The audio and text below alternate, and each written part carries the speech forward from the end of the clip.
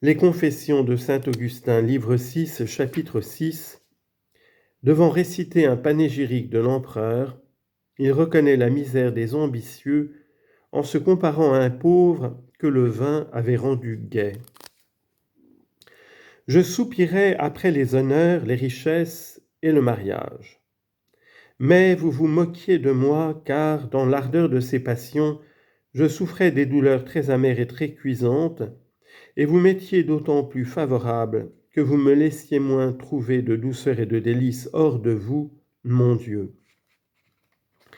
Mais puisque vous avez voulu me conserver le souvenir de ces circonstances et m'inspirer la pensée de vous les confesser avec action de grâce, examinez, s'il vous plaît, le fond de mon cœur que je tiens en votre présence, et faites que mon âme, que vous avez dégagée des pièges de la mort du péché, d'où il était si difficile de la retirer, s'attache désormais fortement à vous.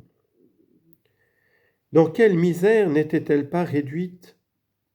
Et vous touchiez ses plaies pour les lui faire sentir, afin que, renonçant à toute chose, elle se convertît à vous, qui êtes élevé au-dessus de toute chose, et êtes l'unique principe de l'être de toute chose, afin, dis-je, qu'elle se convertît, et que dans sa conversion elle trouvât la guérison de ses plaies.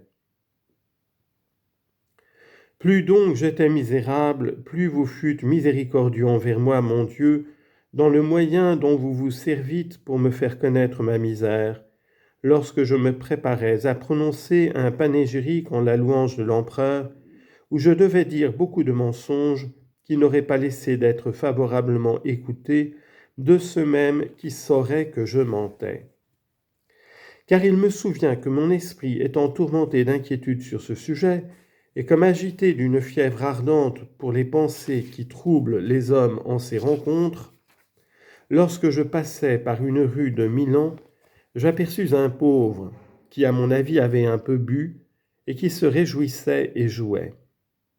Le voyant, je soupirais, et me tournant vers quelques-uns de mes amis qui m'accompagnaient, je leur parlais avec sentiment de tant de maux que notre folie nous faisait souffrir, et leur représentais que, par tous nos efforts pareils à ceux que me donnaient alors tant de peine, et qui, par les aiguillons d'une ardente ambition, me contraignaient de traîner la charge si pesante de ma misère, et de l'augmenter en la traînant, nous ne prétendions autre chose que de posséder une joie aussi tranquille que celle dont ce pauvre jouissait déjà devant nous et à laquelle nous n'arriverions peut-être jamais.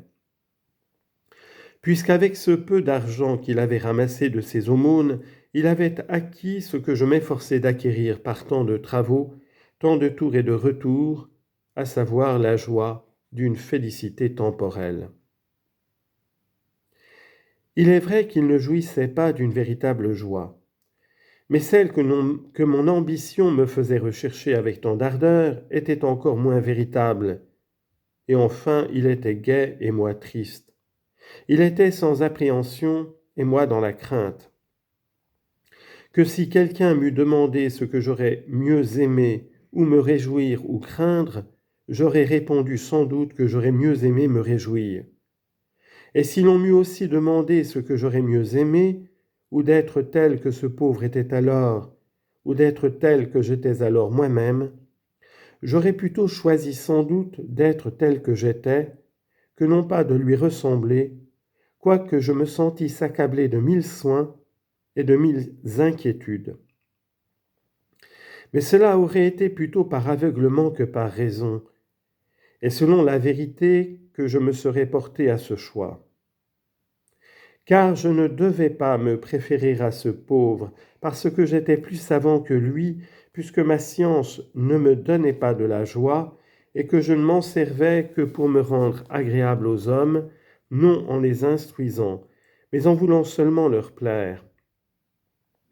C'est pourquoi, Seigneur, vous preniez la verge de votre justice, et vous brisiez mes os selon la parole du prophète.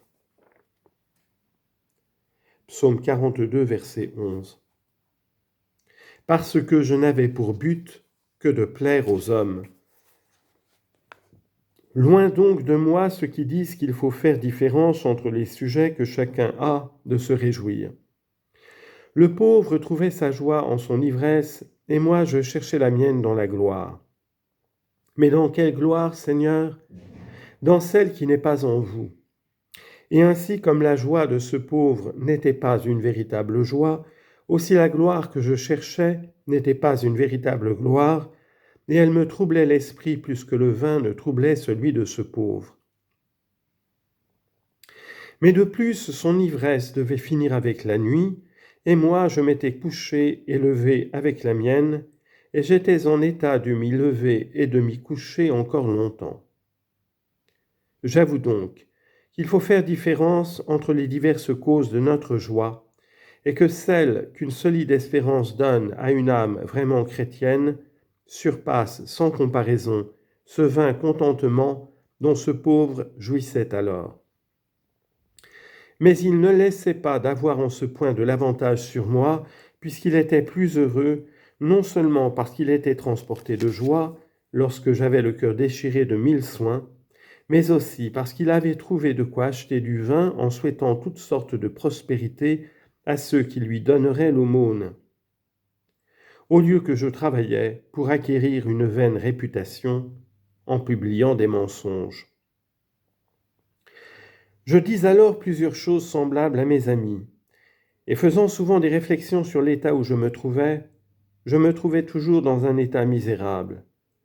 Et plus je m'affligeais, plus je redoublais ma misère, de sorte que s'il m'arrivait durant ce temps-là quelque succès favorable, j'avais peine à en avoir de la joie, parce que c'était comme un oiseau qui s'envolait de mes mains presque auparavant que je le pusse tenir.